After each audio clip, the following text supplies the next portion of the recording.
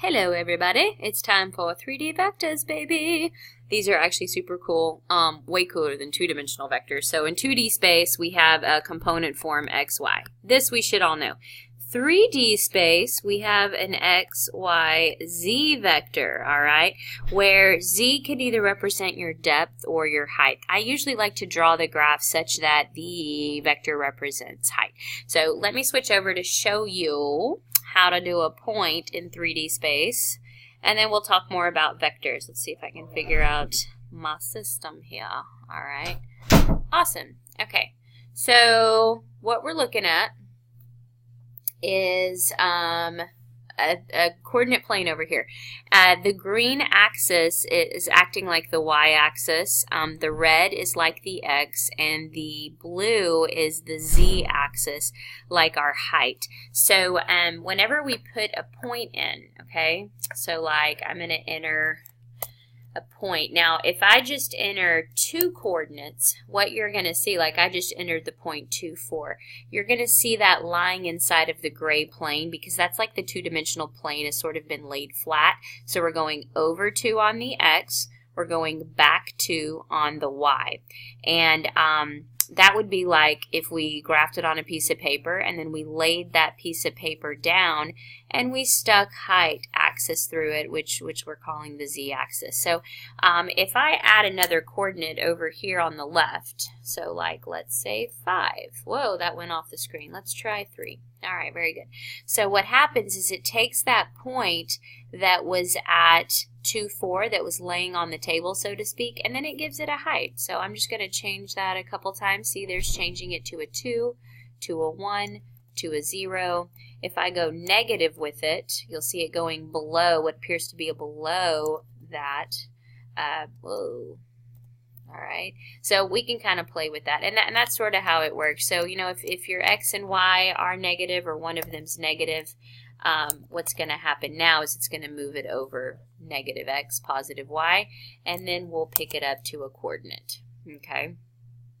And, well, that doesn't look right, does it?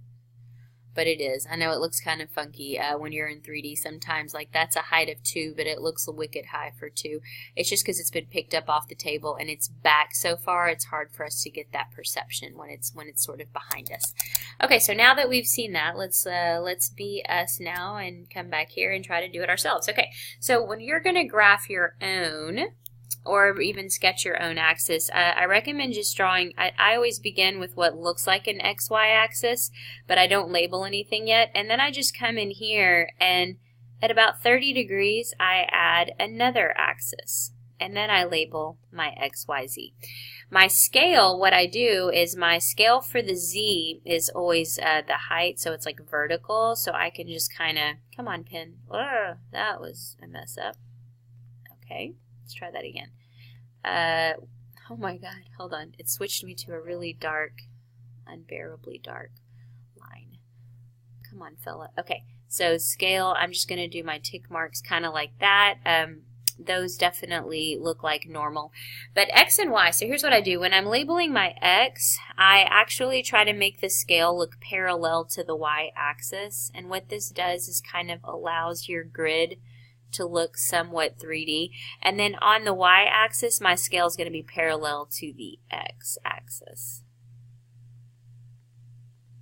Okay, so that helps to create the three-dimensional space a little bit, okay? So now if we wanted to sketch a point, let's say, let's go 1, 2, 4.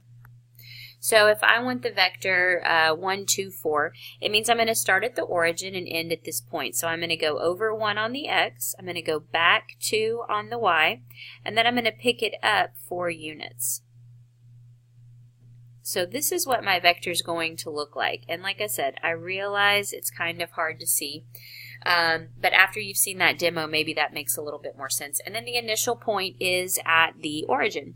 Now I can write this vector in component form, or I could write it as a linear combination.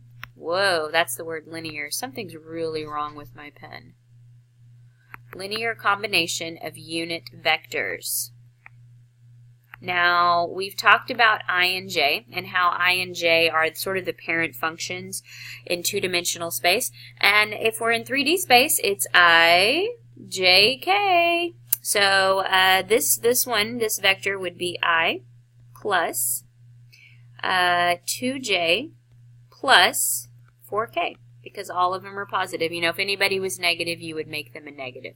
But that's how you would write it as a linear combo. And guess what, kids? We can also find the magnitude. Isn't that spiffy? All right, well, how do we find magnitude of a two-dimensional vector? Well, it's like the Pythagorean theorem, right, where we just take our x ends up getting squared, our y ends up getting squared, and then we square root it. Well, with a 3D vector, if you're in component form, now you have to be in component form for this formula, but it's x squared plus y squared plus z squared. You probably could have guessed that, actually. And yes, friends, that will work. It's like a it's like a Pythagorean theorem on steroids. If you're not in component form, like let's say I just gave you 3 points, I wouldn't do that. Nah, I wouldn't do that. We're just going to be in component form. So you're good to go.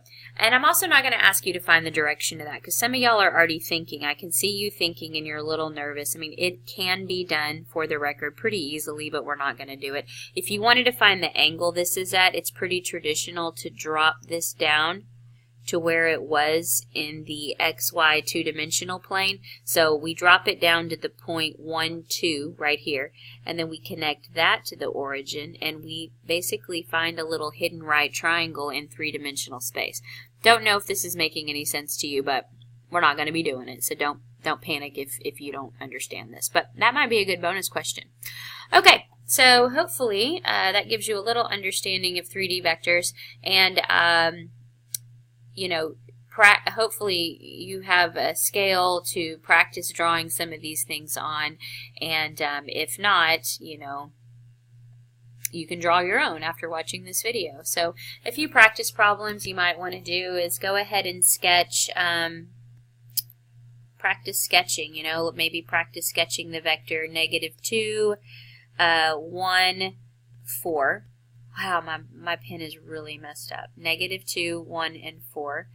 And then you might also try sketch the resultant. How about this? Sketch the resultant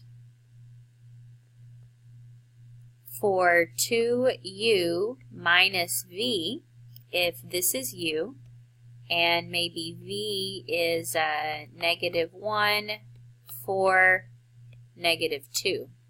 And this will work just like it does in 2D space, so don't overthink it. You know, you can do this with just the coordinates and find out where the resultant coordinate's going to be, and then sketch that final answer. And then you can find the magnitude of that. So just play around practicing graphing your 3D points or vectors, and let me know if you guys need anything or have any issues.